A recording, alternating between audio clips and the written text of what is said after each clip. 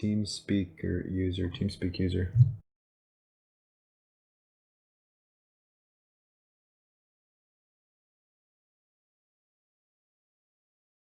Teamspeak user has my permissions.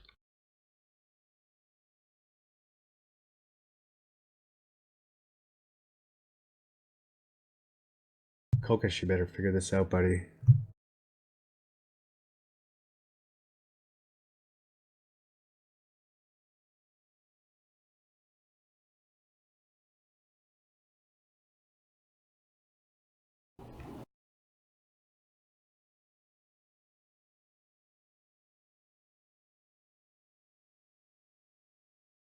Adam, push the talk button and say something.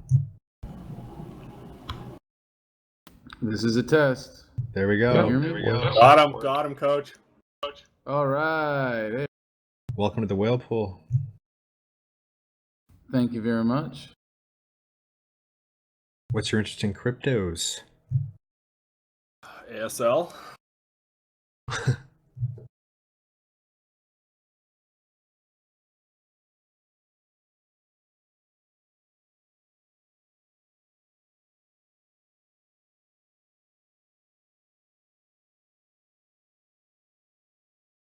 No clue who you are, but welcome.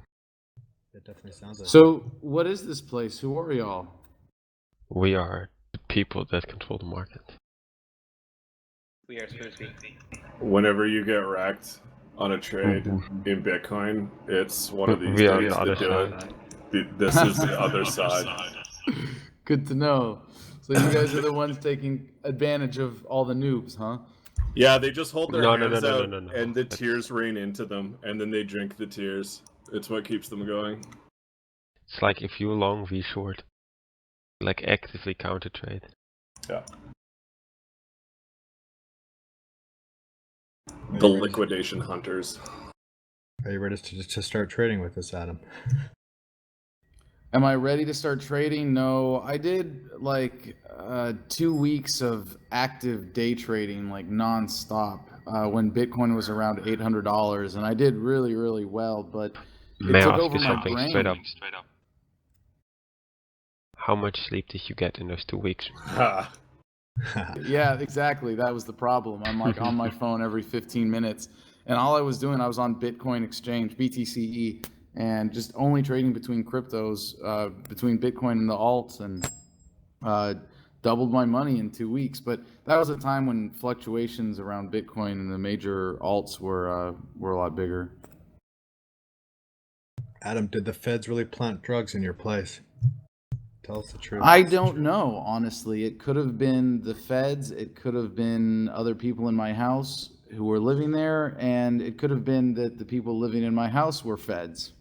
And if you studied the history of COINTELPRO, you would know that Whoa, the whoa, government... one moment. If we go into, fucking tinfoil hat.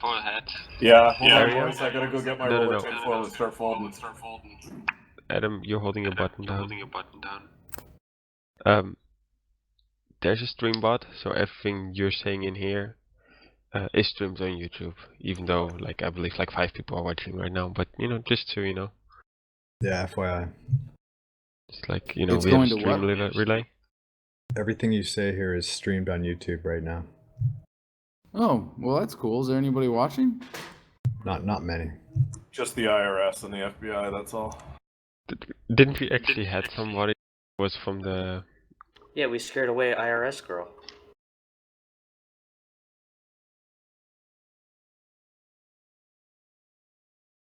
Yeah, this is just a place to talk about your boating accidents. Gus? I mean, I'm looking at the stream right now, and apparently somebody's watching called Gus P. I wouldn't worry about all that though. Just confess to us. We'll listen, and we won't judge you. Okay? This is a safe place to share your feelings. I don't have any secrets. Safe space. I will give you the safe space badge. Yeah, this is definitely a trigger-free zone. Adam, can I ask you a personal question? Hit me. How many guys did you headshot in Iraq? I was very fortunate to never be in a position to fire my weapon in Iraq, but I saw my share of dead bodies. Oh, good answer, buddy. Nobody wants to headshot anybody. Dude, I remember when I saw the first dead body, that was so disgusting in a car accident when I was in India. Like, there was just a body without a head, and it was like the most, I don't even know what to say about that shit. Yeah, man, in Bangkok, it's like every day you'd see someone on this fucking sidewalk from a motorbike accident. Scariest shit, dude. Adam, are you interested in buying Bitcoin at bargain basement prices? Is that what drove you to the WhalePool? No. I am already sufficiently invested in Bitcoin for my own financial situation. You lucky bastard. Well, my financial situation does not really make me qualified to be referred to as a lucky bastard. Well, if you could just, in your own time, provide disclosure on what all your stop limits are set at, that'd be just helpful for us. No, I'm not that kind of trader. I just stopped in to say hi because my friend Justin invited me, and I don't know, anything about what this place is except what you guys just told me. Well, the TLDR, your community of people who trade crypto mainly. And, just hang around here and try not to fuck each other over too much.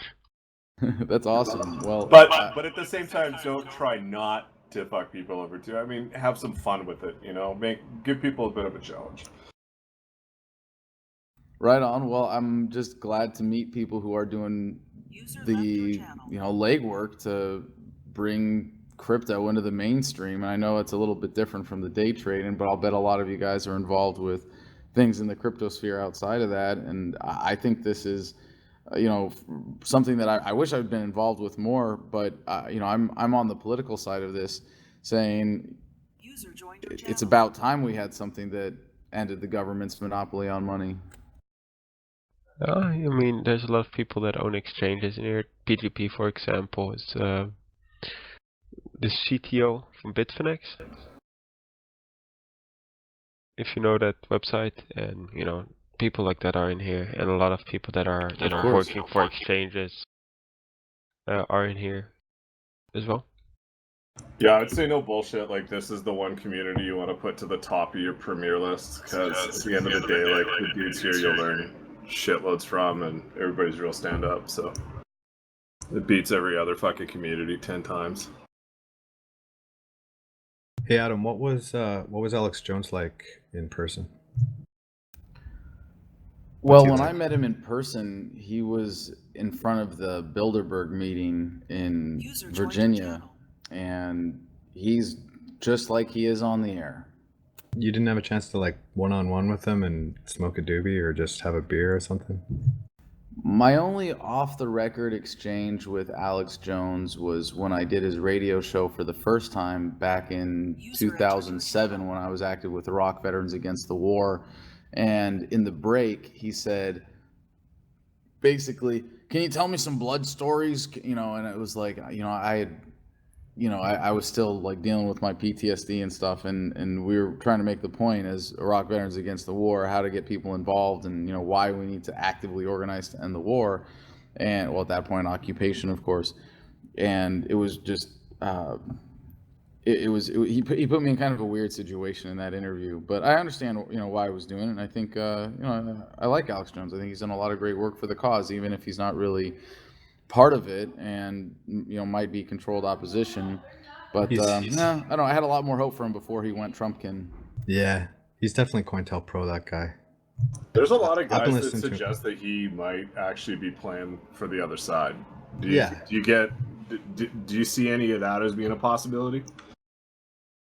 Well, you have to understand that Alex Jones got his start in terrestrial radio, which means he got big in media with permission from the establishment, which means that he basically serves their narrative, which is that, well, you'd have to be as crazy as Alex Jones to question 9/11 and the wars and everything else.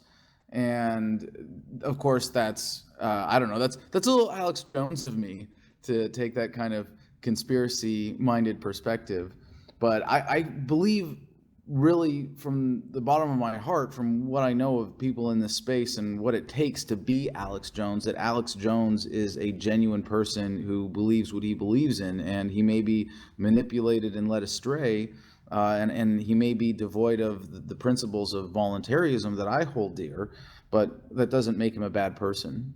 It doesn't mean he's not doing great work. The fact that he never criticizes Israel is a tell, though, in my opinion.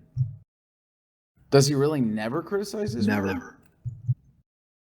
I think his wife, well, now he's his ex-wife, but I think that she may have been Jewish. But, that's, an establishment point, right? Yeah, it's kind of disappointing. Yeah. It just seems like a perfect way to misdirect, keep people from actually seeing really what's going on. Not to say that that's going on, but it crossed my mind once or twice, like, it seems to me that it would be easier to just misinform than it would be to try to hide the truth.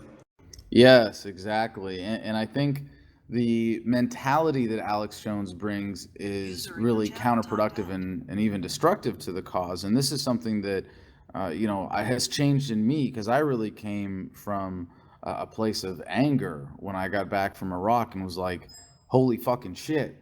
The people that I saw died for lies. And that was just kind of more than a normal human brain can handle, to have been a part of something as destructive as the war in Iraq and then come home and realize the truth of it. But what I've realized over time in my own evolution is that we are always more effective when we're not angry. And that means so much for activism, for just how I carry this into my life, and that, we don't want to be angry at the system. We don't want to be angry with the powers that be. We want to withdraw the public consent from the current power structure. And if anything, the people who are so emotionally attached to the violence of government that they can't let it go, those people need not anger, they need love and therapy. So a buddy of mine is an intelligence officer, and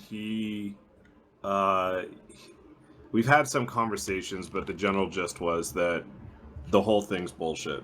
It's all bullshit. He seemed very, very sort of beat down that he was sold this big story about hoorah, save the world, and then basically he goes over and does his tours, and he's well decorated. He's not a fucking dummy, but he just said it's all a crock of shit. Did you find that to be your experience, or? Yeah, but it was a bit more of a process for me, and I think that's really important for everybody to understand in how humanity is evolving right now, that it's not like you have one experience and go, oh, okay, I guess my worldview was totally wrong, let me embrace a totally new worldview. It happens in quiet contemplation, it happens in personal reflection. And there was a time when I was in Iraq where I was like, yeah, this isn't really adding up. But when you're getting mortared every single day and worried about rocket attacks, you're not really too worried about readjusting your worldview. Right. Big respect, by the way, for serving, dude. You can't say that. I don't think that's really appropriate. When people say thank you for your service, I always have to point out, what, are you a fan of bankers and politicians and war profiteers? Because that's who I was serving. And if we want to get past militarism, it's really important that we stop thanking people for serving evil. Yeah. I so get then I to that I would say then thank you for waking up and speaking your mind and trying to help people understand the truth of the matter. Because to go through I would say for you guys, to go through that shit and come back out, that's and to wake up from that, that's amazing. Well, it takes a certain amount of just intellectual integrity, I suppose, and I'm not that that nimble intellectually, I would say, but I do have that dogged determination. When I find that something's wrong and doesn't fit into my worldview, eventually I have to figure it out. But really, it would be far more appropriate for me to say, for those of you who are helping take down the global fiat currency racket, thank you for your service. Sweet.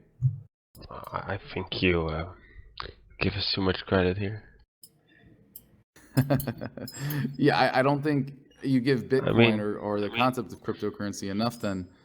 I mean, I gotta be honest, Bitcoin probably wouldn't say saved my life, but it definitely helped me out when I was in India and my credit card got declined everywhere.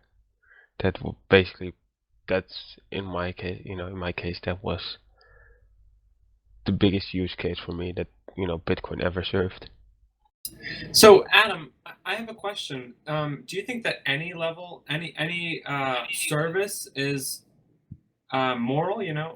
Like if, for instance, I'm just saying, like if the United States military only, like really legitimately only defended their own territory, would you be against that system? Well, before I can answer that, and I'm sorry, it's a little. There's a lot packed into that question, and there are a lot of I think contradictory definitions. But if I may go back for a second, Bitcoin also saved my life when I got out of jail, and all of my cash had been stolen out of my bank accounts with people writing bad checks. And so that I had any money to get around with when I got out of jail was because I had invested a little bit in Bitcoin before I went in. But as for the question about the military, the thing is, the American founders were right in opposing a standing army because they knew that a standing army or military was a monopoly on defense services and that the only legitimate defense was the militia defense. So when you say the American military, I can't remember the exact words that you used, would be defending only its territory or our territory. Well, it's like, whose territory? And you have to understand what war is.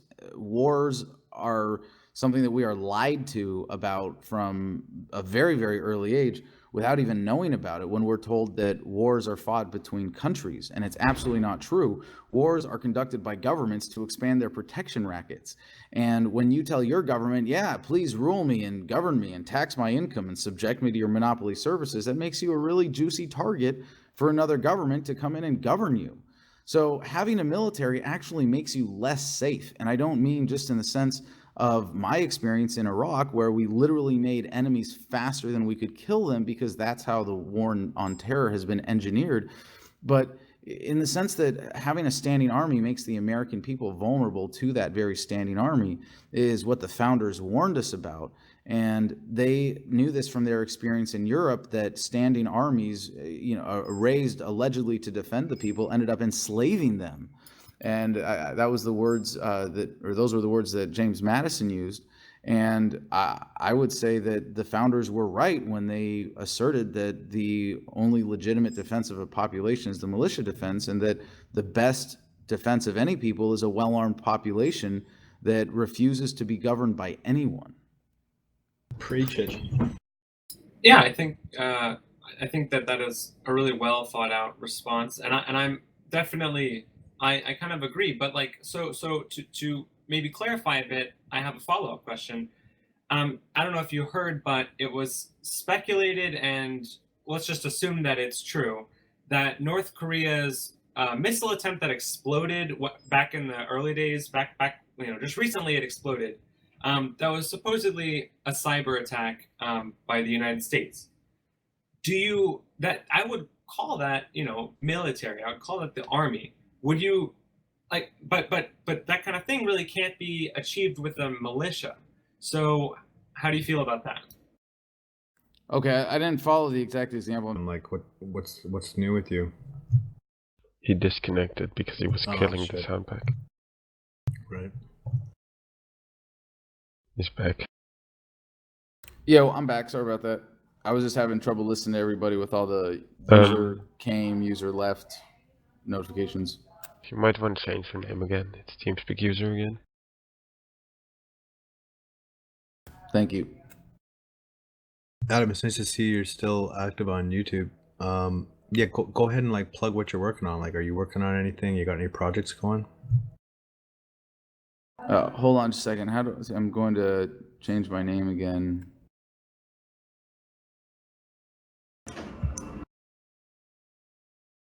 Also, did you get hit with, I run YouTube channels. Did you get hit with, not able to monetize your videos anymore because you have a right sort of libertarian leaning, you know what I mean? Yeah, well, my story with YouTube has been like one of the hidden nightmares of YouTube, because in 2013 was when I was doing a 3-hour daily podcast and a 20-minute daily video show on top of that. I remember. And I was getting about 2 million views a month consistently and getting about $3 per 1,000 views. So I was making $6,000 a month with that on YouTube. And I just hired a couple people, and then my revenue was cut by 2/3 without warning, because they gave people, and this is my understanding, but this is a guess essentially, that because I had weed, marijuana as tags in all of my videos as default tags, they gave advertisers the option to, or their default option for advertisers became avoid controversial topics. So then all of a sudden there weren't any ads playing on my channel on at least most of my videos. So that was the first one. And then about a year ago, my revenue went down again by about 2/3. So then I was making like 30-40 cents per 1,000 views, and getting about 1 million views a month on just my old videos. And I thought I had, I was like set for retirement. I've built an archive. I'm going to make revenue off the residuals for the rest of my life. At least I'll have $1,000 a month. And that fell out too. And then you've all heard of the drama recently with channels just getting blanket demonetized. Well, in my case, of the remaining whatever videos that I had monetized, they just cut like 1/3 of them. And I was just like, okay, I'm done. I can't do this anymore.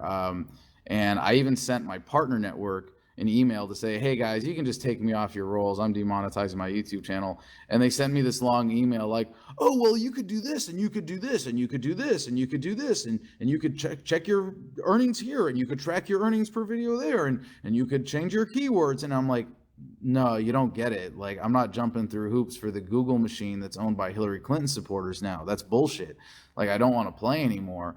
And so when I saw DTube as the add-on for Steemit, I was like, all right, I got a new home for video production now. And it's kind of like a bittersweet separation. And but I think it's clearing the way for something a lot more beautiful, that whether or not it's Steemit or DTube, some form of open source social networking is going to replace Facebook and Twitter and YouTube and Instagram and all of that. And it's really just a matter of time. Yeah, and it'll be unmutable. There'll be no way to censor it. Maybe blockchain based. Yeah, yes, exactly. Got to be blockchain based. Well, DTube is based on IPFS. Yeah. Which I think is fine. It's P2P, yeah. But yeah, I love DTube. I'm so happy to hear that you're a Steemit user, man. I work at Steemit. Oh, that's awesome. Who are you? I'm Nate. I don't know. I go by Nate in all the Steemit chats. But I'm Pico Kernel on Steemit too. I'm a blockchain developer there. Awesome. Cool. Steemit's interesting. It's kind of hard to get going on Steemit, man. Get going how? Just like actually building an audience on there. Maybe it just takes a shitload of time to create content on there, but I know some guys that basically gave up on Steemit because they were putting info out, and it seems like unless some whales kind of bump you up, that it doesn't really ever get hit. Yeah, but that's the same with YouTube, right? Yeah, You no, know, absolutely. fucking, dude, until I got the shout out from someone that had like fucking 800,000 subscribers, I didn't have any subs at the start. Sure. I mean, and then all of a sudden, you have 40,000 subscribers, your videos are hitting, 100K per video, and then all of a sudden you get demonetized. Oh, bro. And Adam, you're like, what? Yeah, it just seems like I hear more and more that people like hit the Steemit platform and they get kind of discouraged because they just don't. It's like they think that all the gatekeepers are all the whales, and unless they, somehow get into their sphere, that it's just hopeless for them. I will say that it did seem that way for a while, and then with the latest hard fork, we did something where instead of exponential reward curve, there was now a linear reward curve, which I think is much fairer. And it means that the whales have a lot less impact. But I agree that it is a little bit of a circle jerk in the whale pool, or with the whales on Steemit. Gotcha. who owns DTube? Anyone know? DTube.video is the website. No, I mean, like, who owns it? Like, is it a private company or? It's owned by this guy named Furion, I believe. Okay. And they make money by getting beneficiary rewards. So the Steemit has a built-in setting where you can be like, if any post is made with DTube, then 15% of the proceeds go to DTube, the company. Sweet, I'm gonna start putting my videos here. Awesome, man.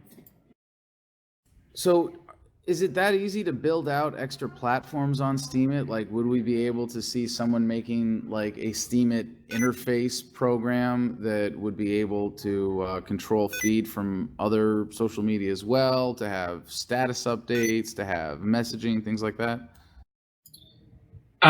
Well, so what's interesting is, yeah, it's the back end functions as a really good database layer, and there's a lot of modularity. Like you can basically build whatever interface you want on top of it. I built like a Twitter clone when Steemit was first getting popular, and yeah, basically you can build a lot of different platforms, but it's not extremely modular. But I will yes, sorry for the vague answer. Guys. So what are your guys' thoughts for the long-term prospects for Steemit? Does it have a chance to be the new decentralized social media? I think it's leading. Well, I am personally invested. You know, I know that we have some products that are coming out that I'm excited about, but I don't want to shill, right? I don't want to shill because I work there.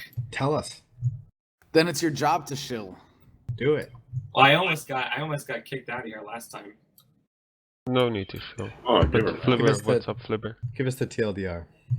Well, TLDR, there is this thing called smart media tokens that are coming out, and I really do not know how much of it is public at this time. But the smart media tokens, you can look up Steemit smart media tokens, and we're hoping that that's gonna be really good for incentivizing existing companies to migrate over to Steemit.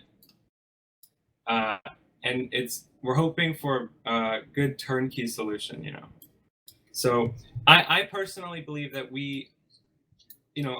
I think we have some really smart people working at Steemit, and I know for a fact that we are coming out with some, I don't know. I'm invested in it. Yeah. Did you ever meet Larimer, Dan Larimer? Yeah. I think the dude's brilliant. Yeah, he is for sure. He is a genius. Did you? Sorry. No, go ahead. I was just gonna say, like, is your role at Steemit, like, I'm a developer. Do you work like on front end stuff, UI stuff? Like, what kind of stuff do you do? I'm one of 3 back-end developers that's full-time employed, and we also have 3 contracted back-end developers. But we just do I just do C++ development on SteamD. Oh, okay. What's the platform running on? Is like, I haven't looked at that. Is that like Node or something? Yeah. Sorry, SteamD is like Bitcoin D. It's the standard daemon. No, I mean like the website Steemit. Is it, what's that running on? Is that Node? Like, what's it programmed in? Oh, okay.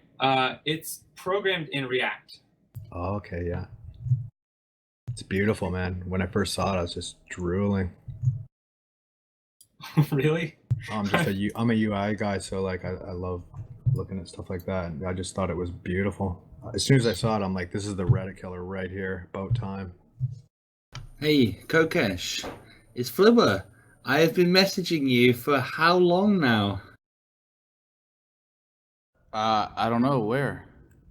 Oh, how about on Instagram, on bloody Twitter? I keep saying, Kokesh, fucking Bitcoin, cryptocurrencies. This is the the booster shot we need to end the state. We need to be shilling this this monetary financial sovereignty. I hit you Absolutely. I hit you up on Twitter about it like all the time. Every time you do put something on Instagram, I comment on it. When you coming on WhalePool Teamspeak?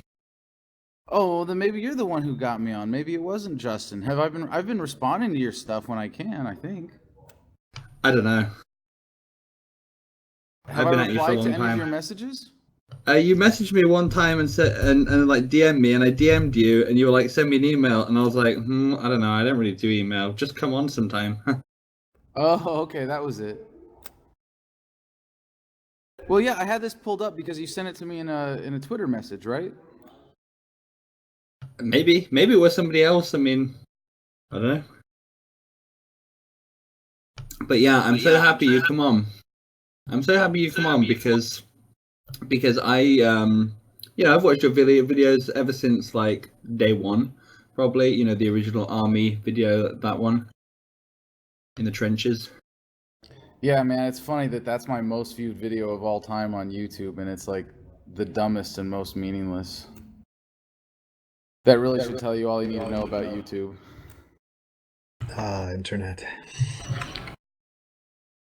Yeah, I think my favorite era was kind of like Ron Paul, Socratean interview style, just destroying kind of Hillary support, Mitt Romney supporters, stuff like that. That was my favorite era.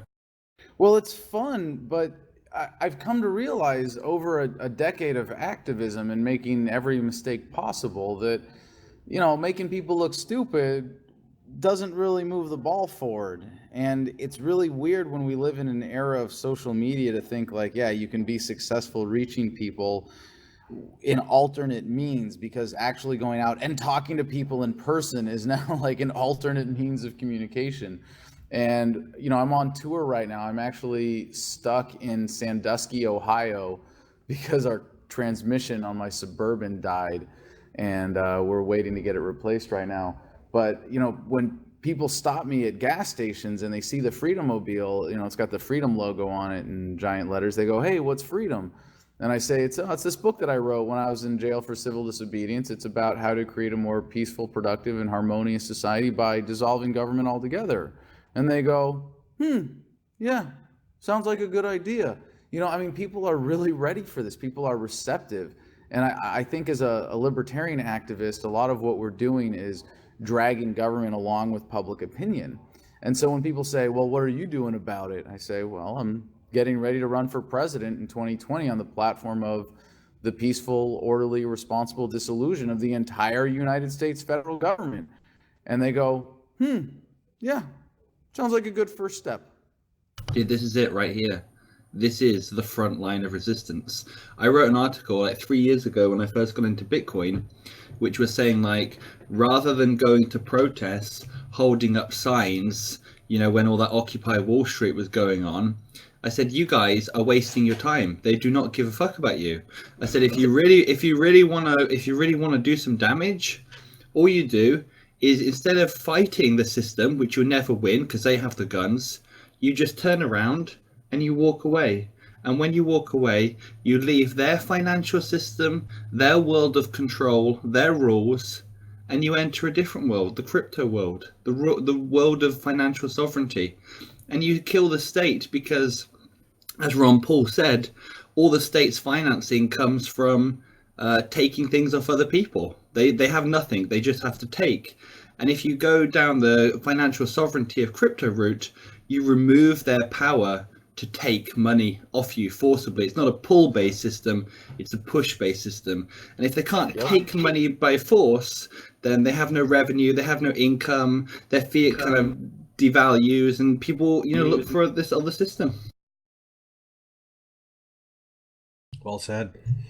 One of the things that I've realized over time is that we have to make things easy for people if we want to bring about significant social change. It can't be, well, we're going to change the world as soon as everybody reads this pile of books. It can't be, yeah, we're going to change the world as soon as everybody understands Austrian business cycle theory and monetary policy. And what's really exciting about Bitcoin is that it is approaching that point of mass adoption.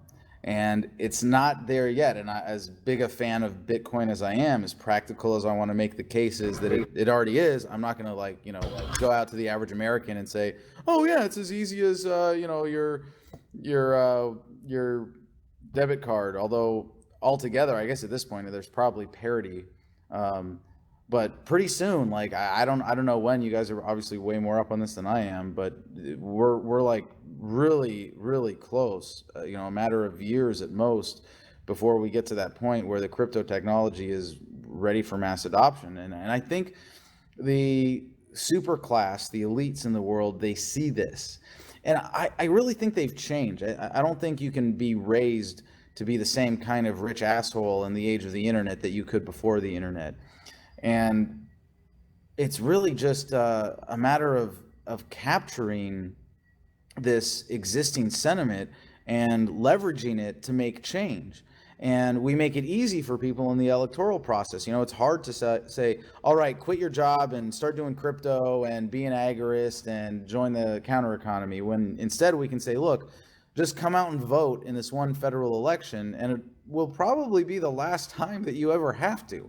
And eventually, we're going to dissolve the state governments too, and we're going to get government completely decentralized down to the community level, where your voice and your vote have a chance of mattering. Do you want that? Do you want a 30% pay raise right away for dissolving the federal government? Do you want an end to militarism, the IRS, the standing armies that you live in the middle of, in the TSA and the BLM and the FBI and the IRS? I mean, even the Department of Education has SWAT teams now.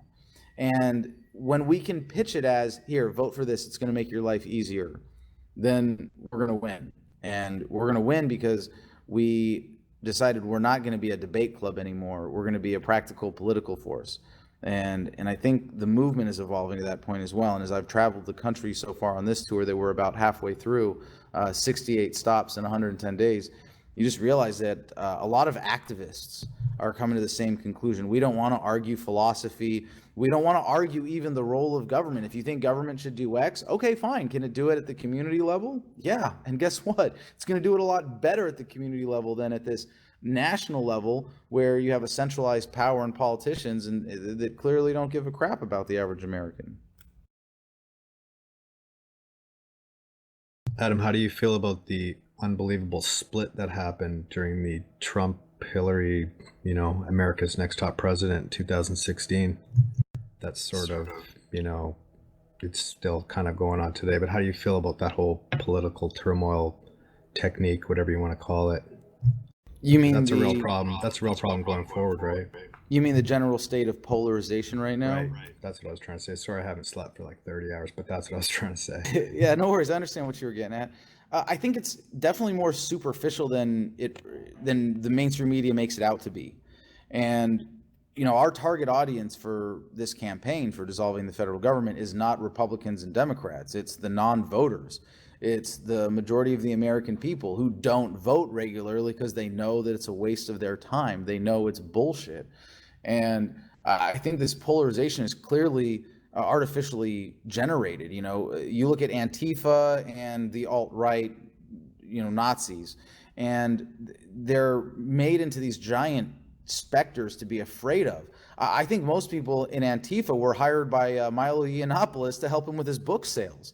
You know, the people on the right side of that are there to fit the mainstream media narrative. You know, I mean, how many people were in Charlottesville? Not that it was insignificant in and of itself, but in the scope of American politics, it was tiny, insignificant, not even worth, you know, worrying about. And you know, we get led around by the nose by the mainstream media for people who watch the news. And I love the Jefferson quote: "Someone who reads, or someone who doesn't, or someone who reads newspapers is more oh man, there's like two different Jefferson quotes here. I'm mixing them up." But you know, it's like, if you don't read the news, you're you're uninformed. If you read the news, you're ill-informed. And if anything, people who are plugged into mainstream media today are really buying into this bullshit false divide. And I think you're right to point out that it plays into the mainstream or the old party's hands, because they want that division. They want that divide and conquer. They want to keep left and right divided because it reinforces the left-right paradigm. If you're always thinking about left and right, you're not thinking, screw that, there could be a completely different third way of not forcing everybody into the same system. You know, we don't have to be united under one central government to be united as Americans in American values and united in freedom. So yeah, absolutely, it is drummed up, it is artificial, way overinflated, and because of that, I generally do my best to ignore it. You know, I relate to people as human beings rather than as political identifiers or labels. And I know that sounds cliche to say we're going to get over it, we're just going to ignore it and move past it, but really in this case, it's a distraction. If you get distracted, you lose. Yeah, exactly. That'll help your campaign to point that out. Do you have any connections with other libertarian, you know, Ron Paul and those kind of guys? Because man, that's what you need, buddy. Well, lots, but what we've done with this campaign is draw a line in the sand that I'm very confident in crossing and being on the right side of. But a lot of people who are not as open-minded, who are unfortunately committed to their positions, I mean, my start in activism was Iraq Veterans Against the War. So I was there saying, like I became a public figure as the guy saying, hey, when we killed all those people and tortured them and destroyed their country, yeah, that was a mistake, our bad. So it's really easy for me to admit when I was wrong and to adapt and to, embrace adjustments in my worldview. And right now it's like, hey, decentralization, the way forward is not to say, I want to be president, because I think that's the most anti-freedom, un-American, un-libertarian thing you can say. I want to be president and I want to force my central plan, even if it's a libertarian one, on the entire country. That's absurd. That's obviously anti-freedom. That doesn't reach people. But when you say instead, look, let's decentralize government, it's really easy for people to say, oh yeah, decentralize, that sounds good. But when it's like, no, what that means is you get to eliminate one layer of government at a time, not one government program at a time, because if you eliminate one government program at a time, by the time you're done killing one, two more will have grown up to take its place. So if we're really serious about achieving a harmonious, voluntary social order, a world without organized violence, then you have to look at decentralizing government down to the community level. You have to give up a bit of your ideology to say, if other people want to apply their ideologies in their communities, that's okay. And so I'm kind of staking out this territory for myself, and no one else really has it in the American political scene, which is I'm the guy who's running for president in 2020 on the platform of dissolving the entire federal government. And if anybody else wanted to run on that platform who was better than me, I would say, yeah, let me drop out and endorse them and hope to be a part of their team. But, unfortunately right now, I'm all we've got. And until someone better comes along, this is the ground that I'm staking out on this side of the line in the sand, and I'm inviting as many people to join me. And the campaign right now is focused on building organization in order to win the nomination of the Libertarian Party in 2020 and to bring about some really critical changes in 2018 to make the party more about decentralization rather than philosophy. So it can go from being a debate club to a political force. So there's also the general growing nature of this idea, and that we can eventually start grabbing average Americans with much more broad messaging, but we have to win the nomination first. And I'm absolutely confident that when you put me next to any other person who claims to care about freedom to debate this cause, that the truth will win. And the truth is that America is too good for this government, and the federal government right now is absolutely unfit to exist. We have the right to alter and abolish it if we see fit. So a lot of people who have staked out a public reputation on, well, we're going to do this to the federal government, or we're going to go back to the Constitution, or whatever the case may be, it's a little difficult for them to embrace a new position. But I really don't care, because eventually everybody's going to come around to this. Yeah, just remember what they did to Ron Paul in 2008. Keep that in the back of your head and get your media footprint. You've already got a good media footprint, but keep that on the up, because what's your stance on border control? The only legitimate borders are private property borders. Nice. Kokesh, I just wanted to roll back while we're talking about Ron Paul. I mean, that Ron Paul campaign, he was absolutely fucking killing it. Them stadiums, the sellouts, he was so fucking killing it. And Romney, empty all the time. It's such a fucking scam that was. And Paul, he's the fucking king. He was the boss the whole time. And they just, and even all the military donations, he had all the numbers, everything. But he wasn't the chosen one, and that was just it. And we were organizing. I was the guy behind Veterans for Ron Paul, and I think it was a really beautiful thing. I had a lot of insider knowledge about that campaign, and it was really tragic to see how it unfolded and how Dr. Paul, I think, allowed himself to be taken advantage of. I'm not going to name names and bring up old drama, but I will say I don't think he was running to win, and that's the critical difference with our campaign. We are running to win. We will be ready to win, and the platform is to go in on day one and sign a single executive order in which I resign. I say I'm running for not president. I think that's actually more accurate than to say I'm running for president, because the first thing I'm going to do, and really the only thing that I'm going to do as president, is to sign the executive order to dissolve the federal government. There will be a process laid out in advance, that we have a legal team and a policy team working separately that will eventually be working together on this. And so, assuming that we win the nomination in 2020, when the American people go to the polls in November, they will have the knowledge of exactly what they are voting on as a matter of policy. The platform with the executive order will be all laid out on our website by the election, and people will see exactly what it's going to do. So I don't know what, if you guys have any other questions. Hold up a second. Because you're talking about this as if you're seriously going to stand a chance. I mean, if Ron Paul couldn't make the nominee, I mean, what's the point in even like seriously considering that you stand a chance? I'm running as a libertarian, not as a Republican. Well, the libertarians never do well. I mean, Gary Johnson, he had a great following. He got nowhere. That's because Republicans have taken over the Libertarian Party for the last 3 election cycles. We had Bob Barr, then Gary Johnson again. And these are establishment candidates who, we call them old party castaways. And what we're doing right now with this tour and organizing in 2018 is to defend the party in 2020, make sure that one of them will not be the nominee. But, the Libertarian Party has a message that really resonates with the American people.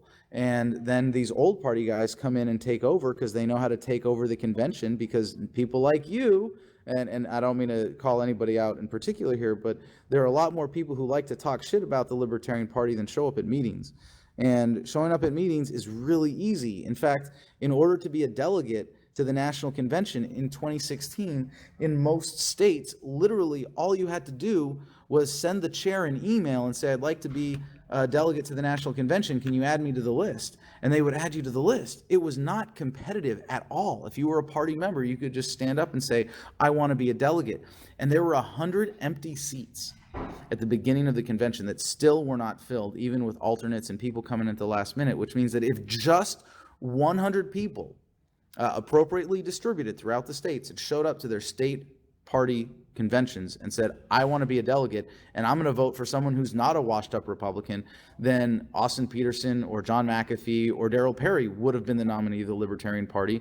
And we wouldn't have someone going out there saying, I'm the best of both worlds. I'm socially liberal and fiscally conservative, to which the American people say, yeah, the best of both shit worlds that we don't want to have anything to do with.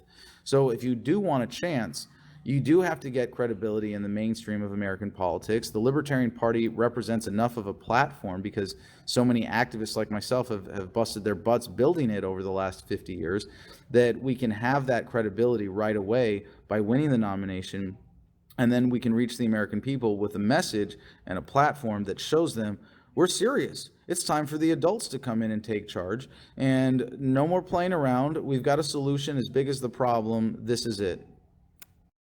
You need former Governor Jesse Ventura, and it's a lock. Yeah, I agree. Seriously. Actually, I'll tell you guys, I guess this is on the record, but I'll say it off the record. We have someone much better who we're talking to right now, and I don't want to make any promises on her behalf. I'll just say that we are talking to her, and her name is Cynthia Mckinney, who you might recall is the former black female congresswoman from Georgia who was also the Green Party nominee for president, who may be ready for 2020 to get on board with the platform of dissolving the federal government, which makes this an incredible unity platform and a unity campaign.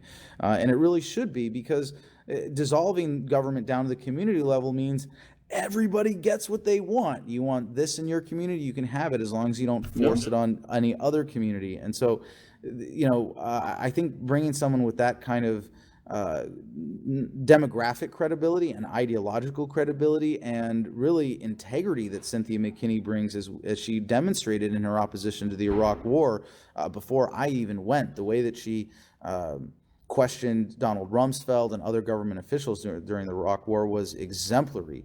I've met her a couple times. I've interviewed her a couple times. When I interviewed her in, I think it was back in 2012 or 2013, she she was really coming around to the ideals of voluntarism anyway. And whereas when I interviewed Jesse Ventura, he, I don't know if anybody's seen that, but he demonstrated that he has, when it comes to political issues and things that he disagrees with, he has a relatively low ability to maintain his composure. And I find that I'm trying to be polite about this, but I find that somewhat disconcerting. Also, not particularly open-minded to philosophy. Although, if Jesse Ventura were to come out and say, "Yeah, Adam's right, we'd be better off without the federal government entirely," I would say, "Absolutely, brother, you are on the right side of the line in the sand. Let's see what we can do to get you involved." If you get in, can you promise us that you'll look into 9/11? Oh, I got you one better there. Hold on a second. Way Will you lock up Hillary? Drop the bomb. We won't have to. We won't have to. Actually, one of the nice things about dissolving the federal government is that everybody who's in federal prison for political crimes or victimless crimes is immediately pardoned and released. That means Ross Ulbricht, Schaefer Cox, I'm voting for you. so many others immediately released. And then there's a process, of course, of transitioning inmates that should be locked up to state governments. But Kokesh, come on. You're trying to beat them at their own game. You're not going to be able to do it. They've got the mainstream media, interests. It's their game. It's their rules. You're just not going to be able to beat them at it. And besides that, the actual idea of what we're talking about here is way, way outside the spectrum of like your average everyday Joe American. They eat at the diner. Hold on, and do their normal shit. Can I go back to the 9/11 thing and then address that? Because when I said I'll do you one better, I didn't mean the thing about the inmates. I actually meant that a lot of people have said you can't just send everybody home right away.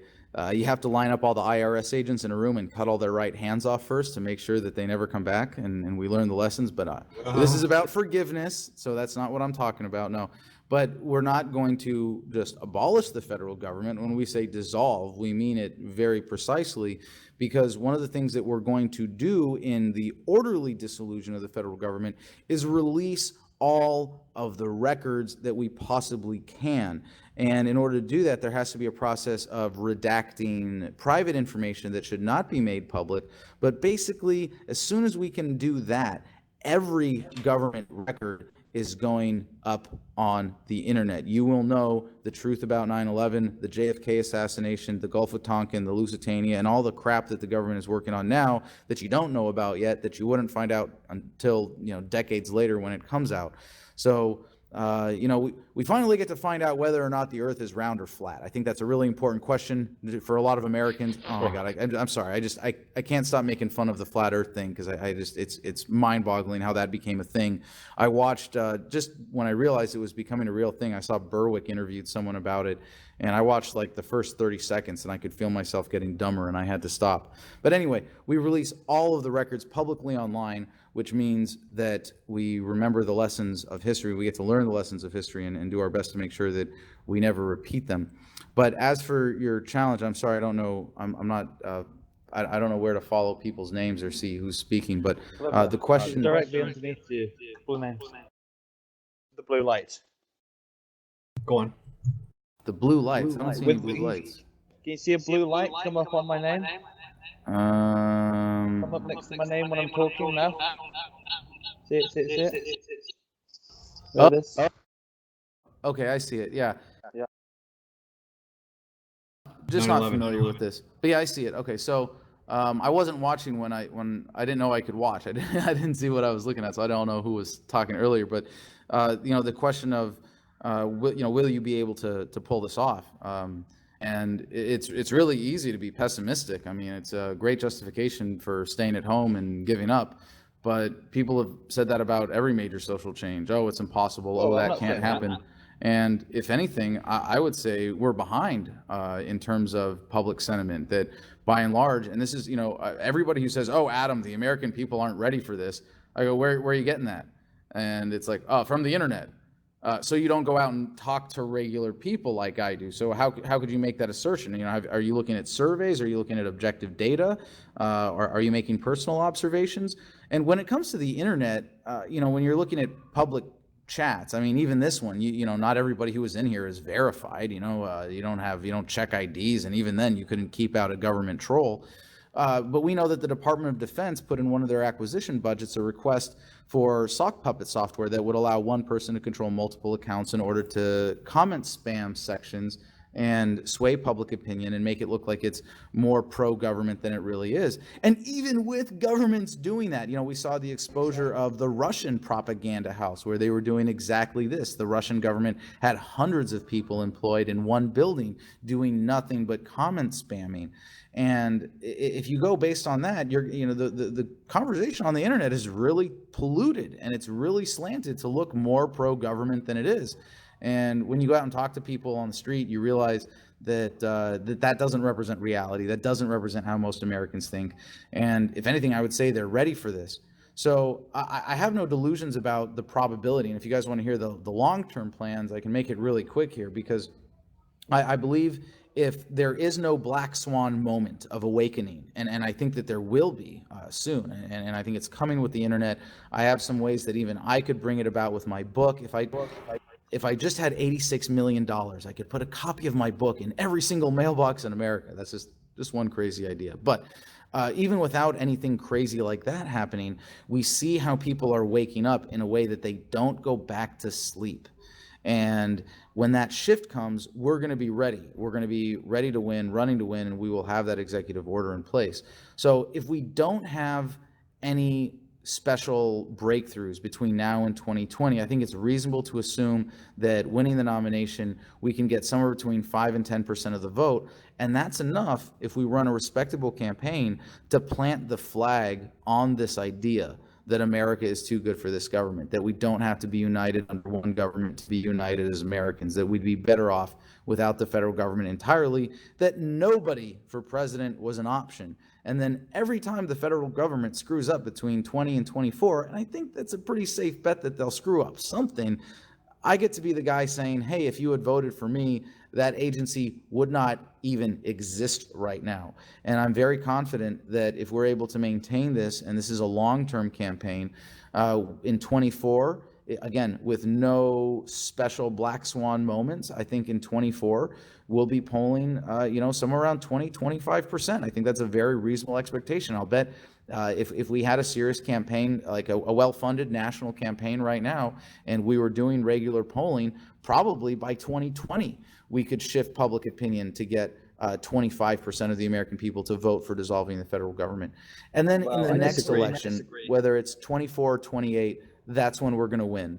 And I am going to run on this platform until the federal government ceases to exist one way or another, whether it's by a collapse, which would be horrific, or by a platform like this, which is essentially doing it the easy way. We want to tell the American people, look, you can do this the easy way or the hard way. And the hard way is to keep your head buried in the sand and hope that government spares you in its violent death throes as it desperately clings to power in a collapse. The easy way is to embrace a solution as big as the problem, and that's what we're offering people. You need to do your funding with. I disagree. Sorry to interrupting. Actually, I am outsider, not in US, never was in US, but I am living in a lot of places around the world. And from at least my observations, I believe that these changes you are talking about actually not possible in the way we are living right now, and it is all beginning with the education. So if you look at education right now, at the children which are learning at schools, universities, the education which they are receiving, it's completely for this environment in which we are living. So Sure. if they want to change something, it's not going to be like, okay, I am as the party will issue this order or whatsoever. It should be like the people have to evolve at first, and it should begin with the education. However, right now, no system in the world is interested in education at all. And and because of that, we see the generations which are coming, the young people, they completely not interested in life at all. I mean, they're interested in games, in cars, I don't know, in anything else, but not in the politics or in making the life easier or the better way. It's better to make the Angry Birds or What you base this on? with spinner, but not. Huh?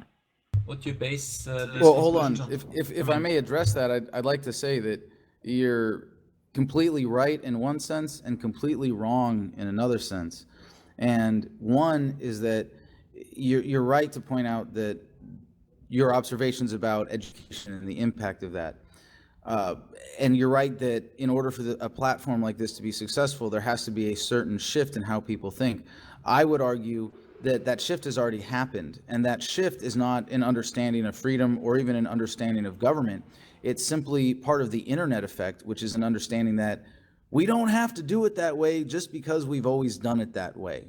And if you look at the politics of the world right now, we have a global secession movement afoot. You have Brexit, the Scottish vote, the movement in Catalonia in the United States. You have the state of Jefferson, the 51st State Project in Colorado, the independence movement in Vermont, New Hampshire, and Texas, and Alaska. California wants to split off now. California splitting into 6 different states. We are no longer bound by this thinking of tradition, and just because it's always been that way, that's how it has to be. So I would say that the important part of that educational shift has already taken place. And when it comes to implementing it in politics, this is where I'd say you're totally wrong, in that we don't have to educate everyone about federal policy and the plan to dissolve the federal government and blah, blah, blah, blah, blah, blah, blah, or even the philosophy behind it, or voluntarism or libertarianism, or change their political thinking. We're saying America is too good for this government. You can pledge allegiance all day long. You can wave the flag as much as you want. That doesn't challenge what I'm saying at all. You can be miseducated in nationalism and patriotism and think that that's bootlicking. Fine, it doesn't matter. We've got a way around that, because what we're doing is no longer, as a political movement, based on changing the paradigm. It's based on creating a practical policy that immediately improves everyone's life. You don't have to teach people anything about politics to say, hey, will you come out and vote once for a 30% pay raise because we're going to end the IRS? Hey, will you come out and vote once because we're going to make your life better right away? Can you come out and vote once? We're not going to put any people in jail for victimless crimes anymore. We're going to end the drug war. And more importantly, no more daylight saving time. For some reason, that's the biggest selling point of this campaign. But I think just as exciting, with 50 independent states, the Olympics will be that much more competitive. Scaling back property tax after the dissolution of the government is part of your plan, right? I'm sorry, say that again, please. Is scaling back property tax and eventually eliminating it part of your platform? I cannot say that that's part of my platform for this campaign, because I am asking for the consent of the American people to basically go in as a bankruptcy agent or a trustee to dissolve the agency that is the federal government of the United States of America. Most property taxes are collected, as far as I know, at the county level. That's where mine come from. I know there are municipal property taxes as well. So while I can say that in my ideal vision of a society that would be based on respect for private property, you would not have to pay a tax to own property at all. But is that part of my platform in this campaign? Absolutely not, because I don't pretend to overstep the bounds of the authority that I would be taking on. Can you promise to the people here that you will dissolving the federal government? I'm sorry, there was someone talking over. Can you say that again, please?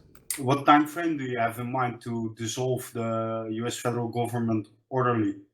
That's a great question, and I hate to admit that right now I only have the rough outline of an answer. That's exactly what I'm asking for. Okay, just roughly. Okay, yeah, because like I said, we have a policy team and a legal team that are working together right now to develop this executive order, and then even then we would only have an estimate of how long it would take. But first, with this executive order, we're declaring the federal government of no authority. It is a custodial organization for managing the transition. So immediately, all of the laws on the books by the federal government are unenforceable, moot, done. That part happens immediately. As for the federal workforce, with the military, this is the biggest challenge. Bringing the troops home from abroad, closing the foreign military bases, that's really easy. Allowing the states to claim their share of defensive resources, not the offensive resources, but the legitimate defensive resources. There's going to be a process for that may take years. For most federal agencies, you get to send 95+% of the personnel home immediately. Their 2-month notice is at the election in November. Their marching date is when we sign this executive order, and they're done. They go home. That's it. Then the creating of the archive process, the handling of the physical properties, all of that might take 2 or 3 years. But then there's also going to be a long tail, especially with the military, with the liquidation of the assets. And one of the things I talk about is privatization, if you guys don't mind me getting into it, because I'm a veteran, talking about the VA. We got 20 veterans committing suicide every day in America. Obviously, the VA does not exist to take care of veterans. It exists to make it look like the government takes care of veterans. So what do we do with the VA? There's no reason it shouldn't exist. It just can't be funded by taxes. So we spin it off as a private charity and give every single veteran in America one ownership voting share. Because I guarantee when you put those resources in the hands of veterans, you're not going to have 20 veterans committing suicide every day. So this is privatization in the sense of we're going to put resources in the hands of people who actually have an interest in them. And then there's the process of localization. Department of Transportation, Housing and Urban Development, agencies that provide specific functions that we want to be able to continue will be transitioned down to the state governments. And so I imagine most of that will take place in 2 to 3 years. I really believe that of the process of the material process of dissolving the federal government, somewhere around 80% of it will be done in that first 2 to 3 year period.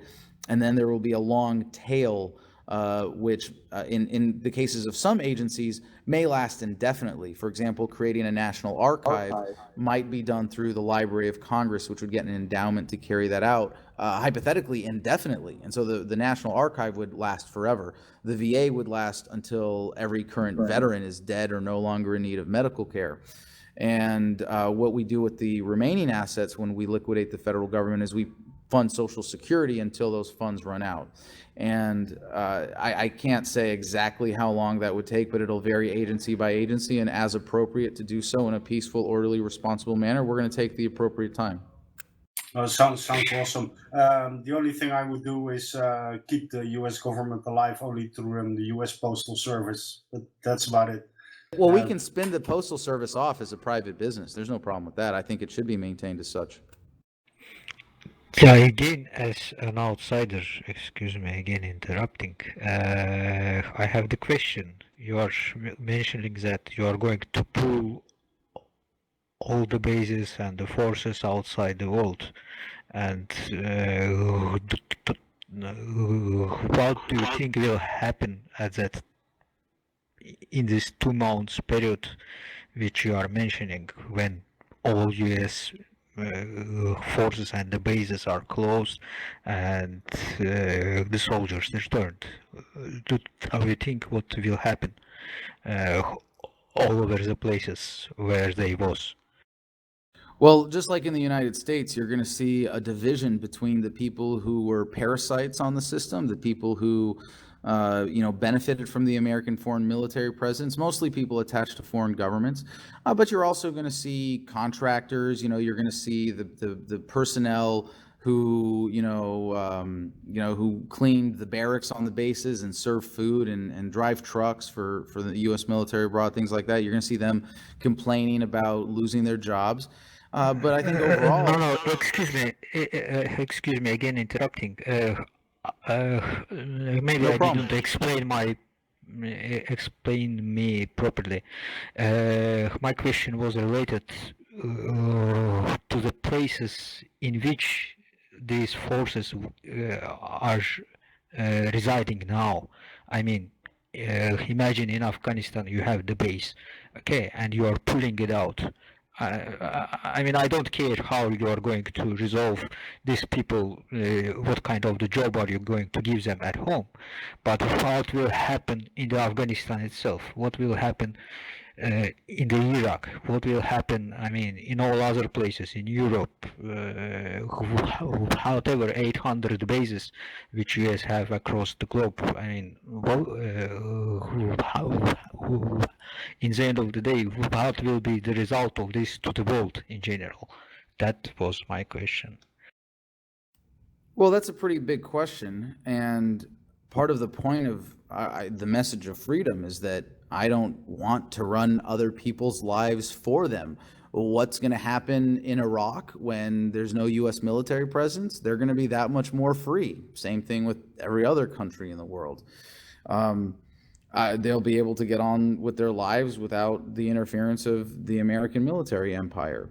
There will be some negative short-term changes, but I'm absolutely confident in making the case that overall the benefit is positive, and that when you ask the women in Fallujah who are giving birth to children at the rate of a quarter of them having horrific disfigurements for birth defects from depleted uranium and white phosphorus poisoning, I don't think they're going to be worried that that kind of evil is never going to be visited upon the earth again. Well, someone's What's your plan to do with the Chinese? What do we do with the Chinese? Yep. Let them be Chinese? Good answer. Can you? I mean, you know, all this business of overfishing waters and building artificial islands with military installations and such. Well, from the American perspective, I think the best thing we can do to defend ourselves from the Chinese is get rid of the American government's financial system that's selling out this country to their financial interests, because ultimately political power follows centers of economic power. Of course, it tries to control and manipulate them. But since China is becoming the greater economic center, of course, the American government is selling out America to the Chinese. But if you say, what do we do about another government outside of our country behaving badly, we set the example. You know, what's the rest of the world going to do when they see that America has dissolved our federal government and we're that much freer and safer and more prosperous? The people in those countries are going to be rushing to do the same thing to their governments. So, Kokesh, I mean, with regards to what you just said, the best thing we could do for the Chinese is get rid of our American financial system. I mean, isn't crypto the ideal vehicle to do that? Yes, absolutely. And I think it is the single most important thing happening in the world right now, that is the most underreported story of all time, that cryptocurrencies are about to displace fiat currencies all over the world. And when they do, it's going to make my job a heck of a lot easier. I so agree, man. Wanna boss? Well, sounds like we need Kokesh coin here real quick. Well, hey, I've been wondering about that. Can I ask you guys some, like, a sort of brainstorming question here? Go for it. No, you've given so much, we couldn't possibly give you anything. Absolutely, man. Ask whatever you want. You've been an absolute fucking treat today. All right. Well, so I've been a member, and I think it's a weird term, you know, the cryptocurrency community, but I've been involved with Bitcoin since 2011. And people have at various times tried to pitch me on, oh, you got to have Freedom Coin or Adam versus the Man coin or Adam Kokesh coin or whatever. And I've always thought of that as kind of gimmicky, that there was never, that if I was going to launch a coin, I wasn't going to just make it like Tatiana coin and say, oh, it's my artist coin and buy it to support me. I think that's really kind of disingenuous. But, you know, I have a book. It's 100 pages, and I would really love it if y'all would check it out. It's free online, free in every digital format possible. I have this presidential campaign based around dissolving the federal government. I have everything else that I'm doing in my activism. And I couldn't find a way to create a cryptocurrency token based on any of that was founded in something of real value, that was actually a contribution to the community rather than just trying to suck something out of it. And if I don't know, do you guys have any ideas on how to create a coin based on that would actually serve a legitimate purpose? You need to fork an existing one, but seriously, don't do it. I mean, you can talk to Max Kaiser about it. Like, you still have connections with RT. I know you were connected with RT and Sexy Abby Martin. Do you still have those connections? Some of them, yes. Talk to Max Kaiser. He did a coin, but seriously, don't do it. There's so many reasons why, but I mean, they're notoriously scammy, and they're going to be associated with a lot of a lot of people are going to go to jail right away in the near future for some of these coins. Yeah, it's a really bad idea. Not if Kokesh becomes president, because it's a victimless crime. Exactly. So, well, then let me ask you guys a different question. And this is my general fundraising challenge right now. And of course, we're always raising funds for the campaign. You know, I have staff that I like to pay as much as possible. Oh, by the way, all of my staff right now, I pay in Bitcoin. So I got that going for me. But my book is Freedom. It's 100 pages. It's a free, whatever. I already went over all that. I wrote it when I was in jail to be the ultimate red pill, and I succeeded because when I got out of jail, I got a lot of help. And the books that I have now cost me 40 cents each to print because I self-published and I went to China to get them printed. And at the next scale, I can get them printed for 30 cents each, which means I can get them delivered by direct mail for 30 cents each. So 60 cents can put a copy of my book in a mailbox. And I was kind of joking earlier when I said we could do the entire country for $86 million. But yeah, we could do every single mailbox in America for $86 million. More importantly, we could do the entire city of, say, Austin, Texas for about $300,000. So that's kind of my fantasy fundraising project goal right now, is to raise $300,000 and put a copy of the book in every single mailbox in Austin. And I would like to be able to present this as an advertising opportunity, that you could put in a full page ad inside the front cover. We could have a blurb on the back. And if anybody wanted to sponsor this, you would also get a lot of good free earned media out of this. And the reason I think this is an appropriate approach, when we can deliver these books for 60 cents each, even if only 1 in 100 of them gets read, that's $60 per convert. And considering our movement is only about 2 million people right now, that's a pretty good investment, especially considering that just within the Libertarian Party, we've probably spent over $2 billion getting our movement to about 2 million people, which is about $1,000 per convert, not a very good rate. So if anybody's interested in doing this, or if you have any ideas about who would sponsor this, or maybe even a coalition of cryptocurrency-based businesses, we could part it out. If we had 10 people involved, we could have 10 different ads on the inside of the front cover, $30,000 each, and get people on board on something that really has a chance to make history. Hey, Adam, if you could email me, I could give you some information that you can really use. And also, I have a quick question. Why did you choose Austin, Texas, out of all random cities? Well, it was a very carefully chosen city. I actually came up with the idea when I was in San Francisco, population 850,000, 362,000 households. To do the book drop itself there would be about $300,000 as well. In Austin, it would only be about $250,000. And with that other $50,000, we would do promotional support. So we would bring in activists from all over the country, get an Airbnb house, get a couple dozen dudes sleeping on couches or whatever, if that's what it takes, and have people doing sign bombs and sign waves and sidewalk chalking. Have you read Freedom yet? To make people know that when the book is delivered, they know that all of their neighbors get it too, and they really have to have it, at least an informed opinion on it, before they throw the book away, right? So Austin happens to be the most libertarian city in the country that meets the general size criteria for pulling something like this off. San Francisco had some appeal, being high tech, globally connected, whatever, but we don't want to appear as appealing to liberals at all, and it's also a little bit bigger than would be ideal.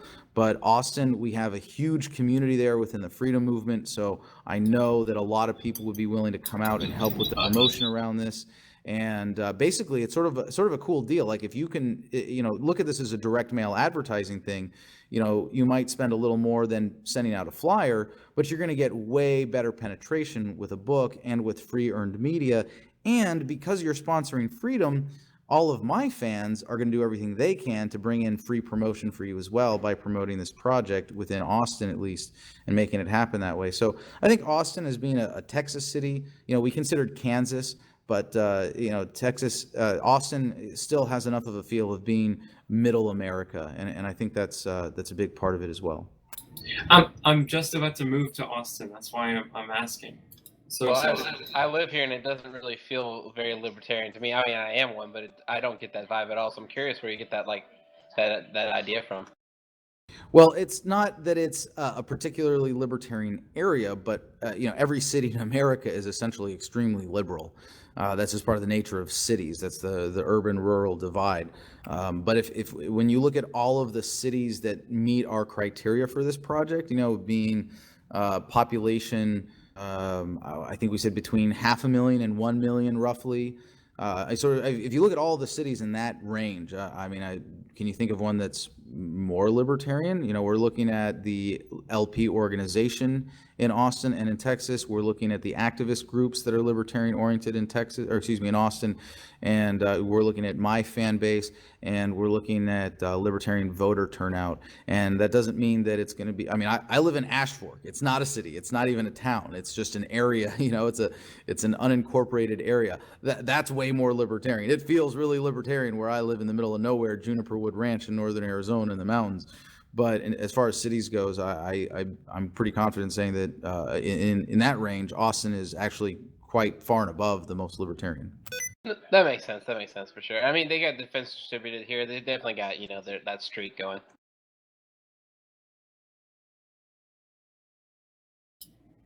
And Adam, sorry. I probably messaged you with some information. Yeah, I honestly feel. You send a message to me on Teamspeak or somewhere else? Teamspeak, yeah. So I have a private inbox here too somewhere? It's like a PM message at the bottom. Like one of the tabs at the bottom. One of the text chat tabs. Oh, okay. This is Pico Kernel? Yeah, that's me. Okay, cool. Got it.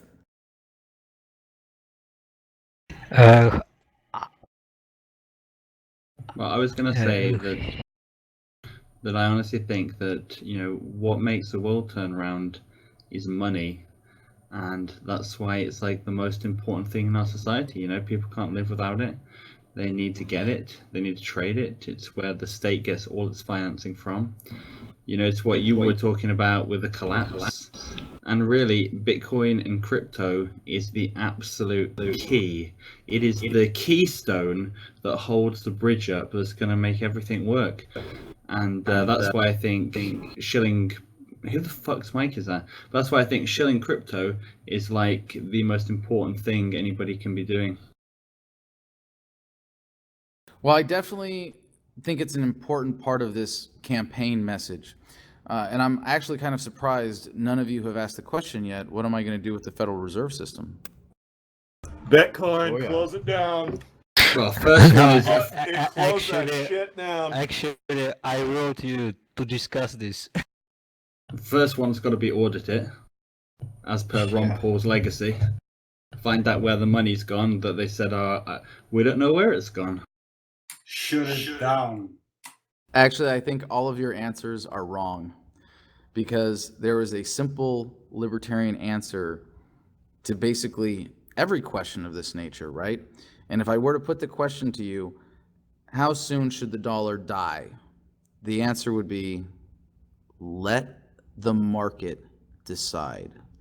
And if the American people or the people of the world are voluntarily using the US dollar and we remove the violent backing of the federal government from it, who are we to say, no, you cannot use the US dollar, or that the private institution known as the Federal Reserve System has to be submitted to an audit? It really doesn't matter. But more importantly, policy-wise, what's going to happen if the dollar is already on its way out by then? Now, I use myself as a little example here because I still use the dollar for most maybe not most things, but for a lot of things, it's kind of unavoidable in all the business that I'm doing. But I do as much of my business as possible. Like I said, I already pay all of my staff in Bitcoin. I do as much as possible in barter and other cryptocurrencies, and I don't have any savings enumerated in dollars. My savings are metals and cryptos and land. If 51% of the American public said we are ready to dissolve the federal government, how many of them would have already made the shift to this lifestyle? And if that happens before we win on this platform, it could be that by the time we win, the dollar has already collapsed, in which case all I'm doing is going in to clean up the mess and pick up the pieces. And we are going to be liquidating the federal government in Bitcoin. I have a question. Hit me. So you witnessed Commander Mattis stand over a bridge over the Euphrates and allow women and children to cross, but not males 14 and over? I got you one better. Didn't see Mattis there. I saw Mattis at the base that I was running a checkpoint at later, but I actually went out on that bridge in April of 2004. We called it the Brooklyn Bridge. Of the two bridges over the Euphrates, we called the other one the Washington. That is in the George Washington and the Brooklyn bridges. And it was the George Washington where the 4 Blackwater security agents were, after crossing into the city, they were ambushed and had their bodies strung up and burned on the northern bridge.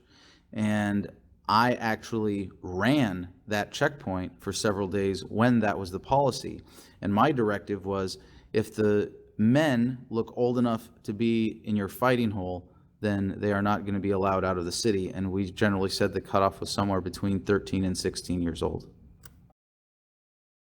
Good question. I got a question for you. you. I thought you were going somewhere with that, though. No, I just wanted to, I just wanted to hear it from your mouth. What happened? I noticed on your website, you have your Bitcoin donation link, so I posted a link to that there. But there's no QR code, so maybe it'd be a little bit easier to send you Bitcoin if there was a QR code posted on your website. I'll get right on that. So I actually sent you a little message in Teamspeak about the website stuff. But my question is this. So whenever we see somebody with some like a non-establishment political platform, they typically get drowned out in the media, and they don't really get their message out to anyone. Like, what's your strategy to actually get heard and to get noticed and to play, the media fucking ball game so that your message can get to people? Well, so far we're actually doing pretty well on this. We've already got a well built up team now of people doing media outreach for me. First on this tour, going out helping me get radio interviews in cities before I get there. We have people who are building a database of all the online media. Part of my answer to you is we don't really have to, because we have modern independent media on the internet. And the fact that I can go in with my history and my existing social media presence allows me to have a media coordinator send an email to most blogs, podcasts, video channels on the internet. I'm not saying YouTube anymore, video channels on the internet, and say, hey, we have this guy, he's running for president on this platform, would you interview him? And that's already more than enough to keep me busy right now. So it's really just about turning that up and working my way up to bigger and bigger independent online media platforms. And I really think those are more important than the mainstream media. If you said, Adam, you get a choice for the rest of your life, you get to do either mainstream media or independent media interviews, I know that I would reach more people saying, yeah, cut me off from the mainstream. When it comes to the mainstream, though, we are already at the point where this movement is an undeniable political force. And, I was able to just call a reporter who covered my congressional race in 2010 in New Mexico, who writes for the biggest newspaper in New Mexico. And I know that's not saying much, but I said, hey, would you interview me about this campaign? I'd love to be featured in the newspaper again. And he said, yeah, no problem. We were on the phone for an hour, and he wrote a very fair, and I would say even at this point, extremely favorable article about this. So the main thing is to say, yeah, we're going to focus on the internet rather than mainstream old media. But we are already well established enough to have a decent footing in the old media. And when we win the nomination, obviously that's going to be a lot easier. And as much as, we like to complain that Ron Paul was blacked out, you look at Gary Johnson, the media presence that he was able to get. You look at the media presence that Ron Paul was able to get. I mean, his campaign was based on free earned media that he got because the mainstream media couldn't avoid covering him. They blacked him out at certain critical times, but overall, he proved that when you're able to mount that kind of political effort, the mainstream media really can't ignore you. Thanks, man. Yeah, good answer.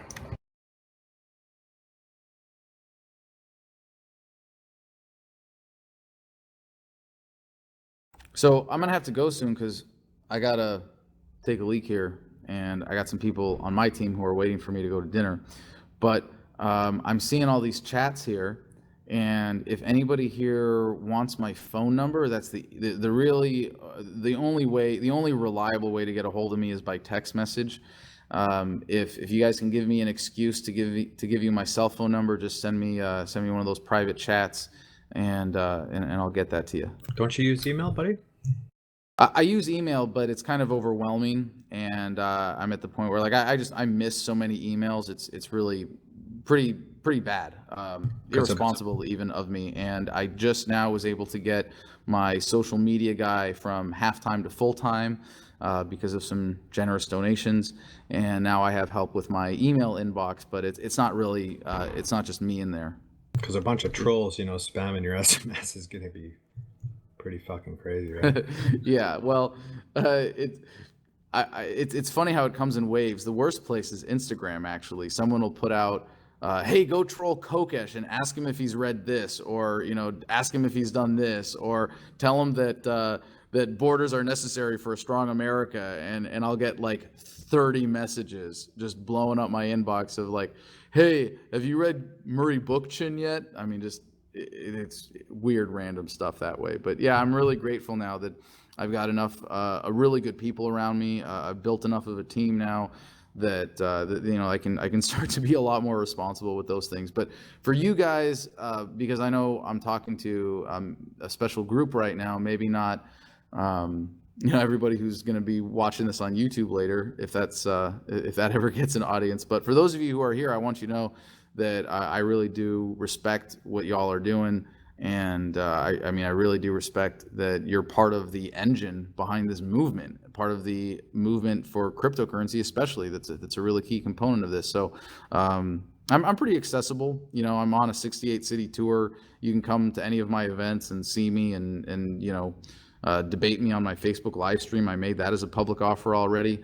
But for you guys, if any of you can give me a good reason, I'll give you my number for texting. I can help with out of the box guerrilla marketing tactics that you would find interesting. Can I get your email or some kind of, if I send you a PM? Yeah, please just send me a PM on Teamspeak, and I'm gonna go take a break, but I'll leave it open. So if anybody wants to send me a message on Teamspeak, I'll come back and check it later and get to all of your messages. And then if you give me a good reason, I'll give you my cell phone number. Don't forget to come back to the WhalePool, dude. Well, this has been a lot of fun. Anytime that you guys have anything in particular that you want me involved in, I can't get sucked back into day trading, man. That would kill me. It'd kill everything else that I'm doing. But you guys are doing just it's really cool, and I wish I could be a part of this world again. Sometimes I wish that I wasn't doing what I was doing and I could just make money on the internet and build earth ships on my property and retire and pretend like I know how to play the guitar and make babies and things like that. But until we dissolve government, until we get it at least down to the community level where it's not really a big threat to people the way that it is today, I've fallen over backwards into this position, and I'm in a position to do a lot of good for the world. So I really can't walk away from that in good conscience right now. And the other thing, I'm kind of surprised none of you guys asked about. Well, aren't they just going to kill you? And my answer to that is always, well, I've risked my life for far less worthy causes before, and I have no problem saying that I'm putting my life on the line for freedom. Kokesh, Fuck get yeah. get that information about the aliens out. I want to know all about Area 51, Roswell. Yep, that'll be there too. That JFK shit too, man. Get that thing unsealed. Building 7. Dude, I want Building the, yeah. 7. Hey, you guys, I posted this meme, and I just have to share it because it's freaking hilarious. And I wish I could remember the comedian's name, but he said, "I like my women the way I like my Building 7. I'm down for no reason." That's Beautiful. That's Love a it. conspiracy. Hey, that's some conspiracy humor that 9 out of 11 people won't get because it's an inside joke. Dude, 90% of people in here are fucking anarchist conspiracy. But yeah, I mean, Building 7, first plane ever to be destroyed by fire, falls at full speed, was never hit. Get fucking real. Yeah, no kidding. Well, I mean, the writing's on the wall. We already, everybody in here knows the goddamn truth. So Yeah, that was not rather than waste fucking time right. with that. Where can I purchase a hard copy of your book? Signed. TheFreedomLine.com. I'm all up. The WhalePool user should have it signed, I think. Say it again. What was it? Oh, There it is, thefreedomline.com. I just put it in the chat. And just so you know, a little secret, every book that we send out as a single copy is signed from our store. Although I don't know, we might be out now that I've been on tour for a while. And every bulk order, because we sell the books as close to at cost as we can get away with. Every bulk order of books comes with at least one signed copy. But hey, you guys should come out if you're on the East Coast or the southern half of the United States. We haven't hit that part of the tour yet, so come out to one of our events. And I'll put that link in here too, the link to our calendar. Dude, when's the West Coast? When's the West Coast Oh, coming? we already hit the West Coast. Oh. I'll have to say more. I do. I mean, I check Instagram every day. I always see your posts, but if I knew like there's some West Coast shit. Oh, that's all right. Are you guys? Any of y'all going to the Nexus conference? Don't even know what it is. You guys know what Nexus is? Nexus Coin, Nexus Earth. No, I thought it was a phone. Google Nexus. Yeah, I know about it. So there's a big conference with Ron Paul and Jesse Ventura and Peter Schiff and myself and a lot of people in the crypto space in Aspen, Colorado. I believe it's the 20th or the 18th to the 22nd. And so coming up real soon here, but it's a really cool event. I'm really looking forward to that. And I'll be there on Friday the 22nd. That sounds great. Good location too. Mountains, weed, snowboarding, That's skiing. a pain in the butt to get to, though. I have to fly to Denver. I can't fly into whatever. You guys don't need to hear about my logistics challenges, but I got to fly back. I'm flying in for less than 24 hours and then going back to speak at an Audit the Fed rally in Boston. Hey, you're not a felon, right? Yes, I am. Because can a felon run for president? Because the presidency is a constitutional office, the only requirements for the job are those laid out in the Constitution. I was born in San Francisco. I'm a natural-born U.S. citizen, 35 years of age or older, and I am a felon, which means I'm allowed to run for president, but in my home state of Arizona, I'm not allowed to vote. Ha! You're gonna have to build some memes around your prison time. It's pretty funny. The memes for this are going to be so dank. Oh, can't wait. fuck yes. That's how Trump did it. We all know it. The next meme presidency. Well, hey, I got to go, guys. If you want to get involved in anything I got going on, please just send me a chat right now, and I'll get back to it. I might get to it in a few minutes, at least get you guys my information, and then we'll be in touch. We have a social media team that we're organizing right now, a media outreach team. We have the forums at thefreedomline.com if you guys want to get involved in the conversation there. I'd really appreciate it. I mean, you guys are, part of the brain trust of this movement. So, Flibber, what's your real name?